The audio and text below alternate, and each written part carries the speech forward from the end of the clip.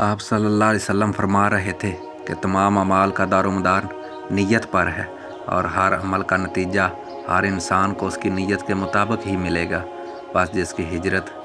دولت دنیا حاصل کرنے کے لیے ہو یا کسی عورت سے شادی کی غرض سے ہو، بس اس کی ہجرت ان ہی چیزوں کے لیے ہوگی جن کو حاصل کرنے کی نیت سے اس نے ہجرت کی۔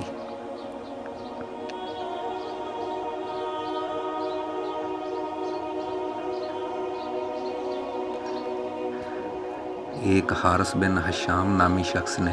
رسول اللہ صلی اللہ علیہ وسلم سے سوال کیا تھا کہ حضور،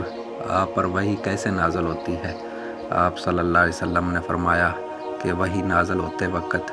کبھی مجھ کو گھنٹی کی سی آواز محسوس ہوتی ہے، اور وحی کی کیفیت مجھ پر بہت شاق گزرتی ہے۔ جب یہ کیفیت ختم ہوتی ہے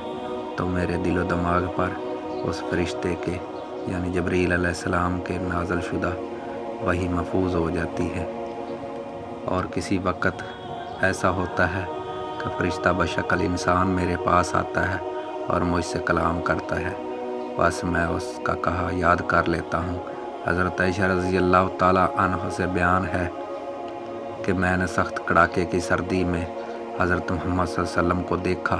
کہ آپ صلی اللہ علیہ وسلم پر وحی نازل ہوئی، اور جب اس کا سلسلہ موقوف ہوا